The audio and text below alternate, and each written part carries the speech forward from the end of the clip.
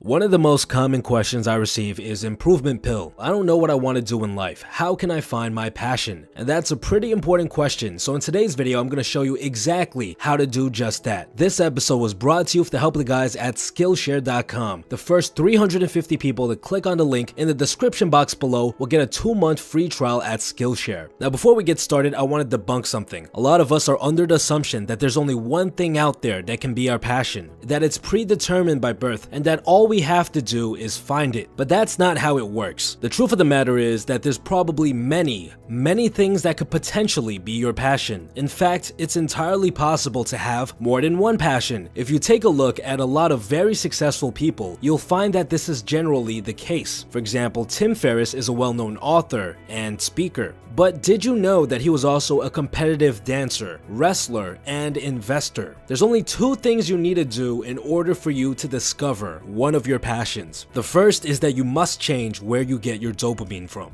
Dopamine is the chemical that is released by our brain that motivates us to do things. Without it, you will literally starve to death, even if there was food right in front of you. The release of dopamine is also accompanied by pleasure. The problem nowadays is that dopamine is very easy to get. It's cheap and it's abundant everywhere. Back in the day, we had to do stuff in order to get that dopamine, and most of the time that meant creating something. You had to build a house, you had to create a nice piece of pottery, you had to go out and tend to your crops. While you worked on these tasks, you were flooded with dopamine and you felt good about the whole process. If you follow this route, you'd naturally become passionate about whatever it is that you did. But nowadays, it's a little bit different. We can now flood our brain with dopamine without having to do much at all. You can surf the web, you can binge watch some TV shows, you can order amazing foods for your front door almost instantaneously. And methods like this have become the main sources of dopamine for the majority of people. Now, what's different about these sources of dopamine as compared to the ones we used to get it from? Well, these are forms of consumption, and the ones we used to use are forms of creation. And this is a very important distinction. In order for something to be your passion, it must stem from creation. If you get the majority of your dopamine from a form of consumption, do you know what we call that? We call that an addiction. You're addicted to watching TV, you're addicted to smoking cigarettes, you're addicted to eating junk food. But on the other hand, if we get the majority of our dopamine from a form of creation, that's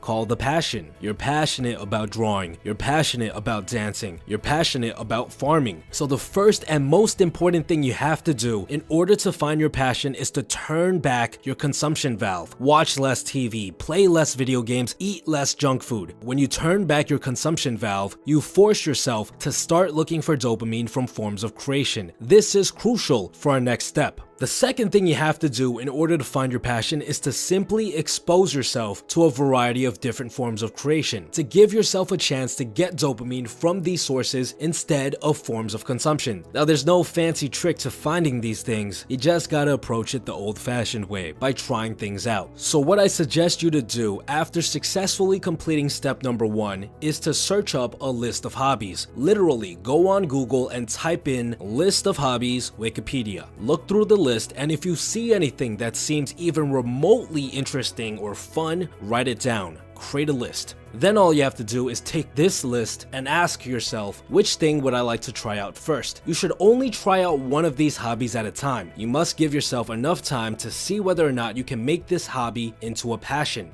If you've successfully followed our first step, which is to drastically tone down the amount of dopamine you get from forms of consumption, what happens next should be automatic. Let's say you picked photography as something you might be interested in. If you followed our first step correctly, you'll naturally do some research on photography. You'll look up some videos, you'll start playing around with a cheap camera or your phone, and after a while, you'll know whether or not you actually like this hobby. All of this is fueled by the dopamine that you are no longer getting from forms of consumption, because you're now getting it from a form of creation. And let's say you don't find yourself interested in photography, all you have to do is move on to the second thing on your list. And if that doesn't work out either, try the third thing, and so on and so on. And if you continue to find yourself not interested in anything, then chances are you're not following the first step properly. You have to turn down the amount of dopamine you get from forms of consumption even more. Now, I know this sounds overly simplistic, but finding a passion isn't as hard as people make it it seem. Honestly, all you have to do is tone down the amount of dopamine you're getting from sources of consumption and allow yourself to explore different forms of creation. Speaking of which, a great place for you to dip your feet into the water for a variety of different hobbies is Skillshare.com. Skillshare has over 17,000 unique videos teaching you about hundreds of different topics, including things like photography, drawing, productivity, business, and much more. Personally, I've been interested in learning more about videography and film. My goal is to eventually create better videos for you guys in the future, and these video editing classes are teaching me what I need in order to reach that goal. For those of you that are looking for your passion, I highly recommend checking out Skillshare by using the link in the description box below. The first 350 people will get a 2-month free trial, and after that, it's only $10 per month to remain a member. Besides that, guys, stay tuned.